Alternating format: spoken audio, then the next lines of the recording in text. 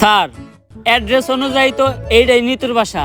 নিতু, নিতু বাসায় আছে নাকি গো?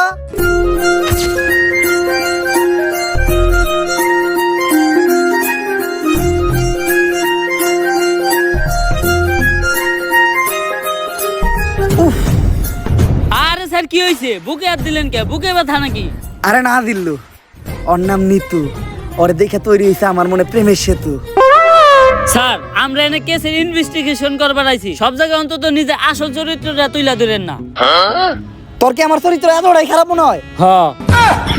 আচ্ছা দা, আমি নিতুর লগে কোনো কথাই কমু না। কথা তো দূরের কথা, আমি ওর দিকে একবার তাকাবো না।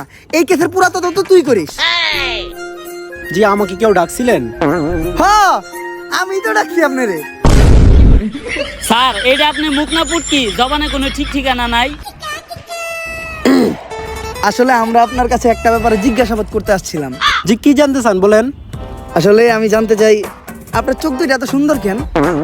স্যার কি কইতাছেন আপনি? এটা আমরা এই জায়গায় একটা মার্ডার কেসে তদন্ত করতে আইছি।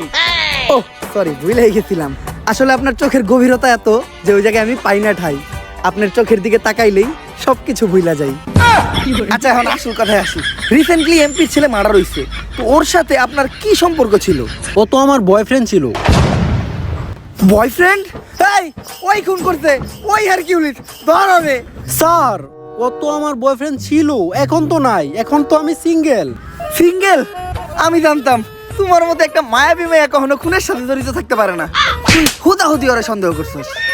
আচ্ছা, তোমার আর ওর যখন রিলেশন ছিল তখন তোমার আর ওর ভিতর কি কি হয়েছে তদন্তের জন্য জানতে চাইছিলাম। এই ধরেন কিস। কিস? কইছিলাম না ও খুন করছে, ওই হারকিউলিস ধর রে। আরে স্যার, আমি তো ফোনের মধ্যে কিস করছিলাম। ও, ফোনের ভিতর কিস করছিলেন? কইলাম না ওর মতো একটা মায়াবী চেহারার মেয়ে কখনো খুন করতেই পারে না। তুই হুদাহুদি ওরা সন্দেহ করছিস।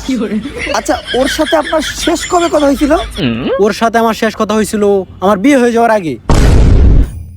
বিয়া? তোরে কইছিলাম না আমি ওই আসল আসামি ওই হারকিউলিস?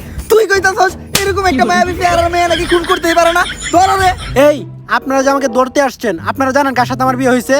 কেউ কি পরিচয় ওর? ইন্সপেক্টর বরবাদ কাউরে দেখে ভয় পায় না। ও হলো সেনাবাহিনীর কর্নেল। এই জিল্লো, কই যাস? স্যার চাকরি বাছাইবার চাইলে আয় পড়েন।